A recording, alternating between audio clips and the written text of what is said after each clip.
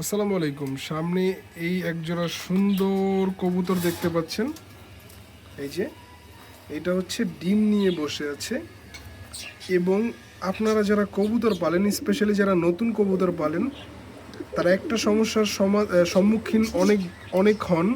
সেটা হচ্ছে যারা নতুন কবুতর পালেন তারা বাজার থেকে কবুতর কিনে নিয়ে আসেন, কবুতরের ডিম পারে, বাট দেখা যায় 18-20 দিন ওই ডিমের মধ্যে বসে থাকার পরে ডিমগুলা থেকে বাচ্চা হয় না। আপনারা পরের যখন ডিমগুলোকে যাচাই করতে চান, দেখতে পান যে ডিমগুলো অলরেডি নষ্ট হয়ে গিয়েছে। তো এই যে 18-20 দিন যে আপনার কবুতরটা বসেছিল, এই যে কবুতরটাকে বসিয়ে রাখলেন, বাচ্চা পেলেন না, এই জিনিসটা থেকে কিন্তু আপনারা বাঁচতে পারতেন। কিভাবে বাঁচতে পারতেন সেটা হচ্ছে, আপনারা যদি আগে ডিমটাকে চেক করতেন। তো অনেকেই জানেন না যে কিভাবে ডিম চেক করতে হয়, ডিমের ভিতরে কি আসলেই বাচ্চা আছে কি না। তাদের জন্য আজকে এই ভিডিওটা। আমি জানি যারা পুরাতন তারা অবশ্যই জানেন কিভাবে ডিম চেক করতে হয়। যারা নতুন তাদের জন্য ভিডিওটা নিয়ে এসেছি, যাতে আপনাদের আর এইরকম সমস্যার সম্মুখীন না হতে হয়।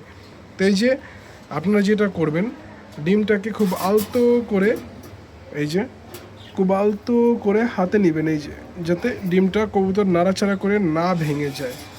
এবং এরকম একটা লাইট বা মোবাইলের টর্চ অন করবেন, ভিতরে নেবেন। এই যে দেখতেই পাচ্ছেন, এই যে এটা হচ্ছে, এই যে দেখেন, এই যে ডিমের মধ্যে রগ দেখা যাচ্ছে। এই যে দেখেন, যদি আপনারা ভালোভাবে দেখেন, ডিমের মধ্যে রগ দেখা যাচ্ছে।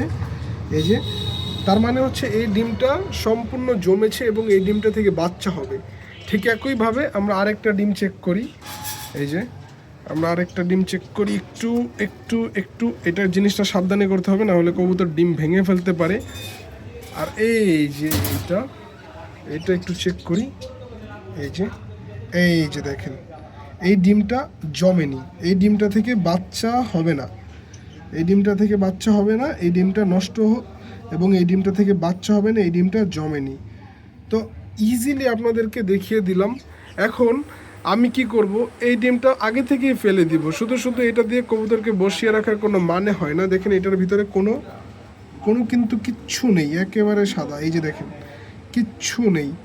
এই চেকটা আপনার কখন করতে হবে? এই চেকটা করবেন যখন ডিমের বয়স 1 সপ্তাহ হয়ে যাবে, তখন ডিমটাকে চেক করবেন, যাতে করে আপনারা বুঝতে পারেন যে ডিমের ভিতরে বাচ্চা আছে কি নেই।